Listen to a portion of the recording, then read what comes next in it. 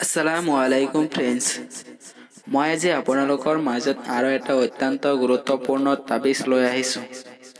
সেইটো হ'ল আপোনাৰ পছন্দৰ ছোৱালীক এঘণ্টাৰ ভিতৰত কেনেকৈ আপোনাৰ প্ৰেমত পাগল কৰিব। তাৰ বাবে আজিৰ এই ভিডিঅ'।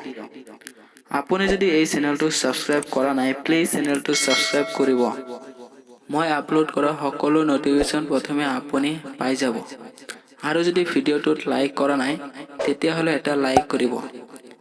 এতিয়া বলক ভিডিঅ'টো আৰম্ভ কৰোঁ।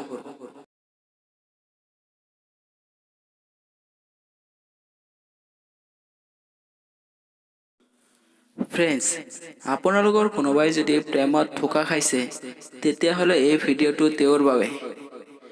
কোনোবা ল'ৰা বা ছোৱালীৰ প্ৰেমত আবদ্ধ হৈ কিছুদিন থকাৰ পিছত যদি ব্ৰেকআপ হয় আৰু সেই প্ৰেমিক বা প্ৰেমিকা অন্য প্ৰেমিক বা প্ৰেমিকাৰ লগত প্ৰেম কৰে বা গুচি যায়, তেতিয়াহ'লে আপুনি সেই প্ৰেমিক বা প্ৰেমিকাক পুনৰ কেনেকৈ আপোনাৰ প্ৰেমত আবদ্ধ কৰিব।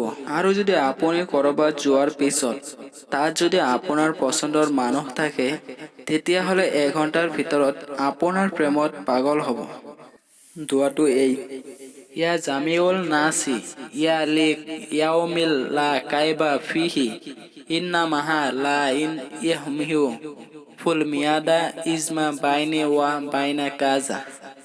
এই দোৱাটো পঢ়াৰ পিছত মনে মনে আপোনাৰ পছন্দৰ মানুহৰ নাম ক'ব। এই দোৱাটো সিদ্ধি কৰোঁতে পাক পবিত্ৰ হৈ যিকোনো বাৰতে সিদ্ধি কৰি ল'ব। তাৰ পিছত এই কাম কৰিব। এই কাম হিন্দু ভাই ভনীসকলেও কৰিব পাৰিব। অকল এই দোৱাটো ভালকৈ সিদ্ধি কৰি ল'ব। এই কাম আৰম্ভ কৰাৰ আগত এই ভিডিঅ'টো 50তকৈ অধিক শ্বেয়াৰ কৰি ল'ব। এই আছিল আজিৰ ভিডিঅ'। এই ভিডিঅ'ৰ পৰা যদি আপুনি উপকৃত হৈছে, তেতিয়াহ'লে এটা লাইক কৰিব।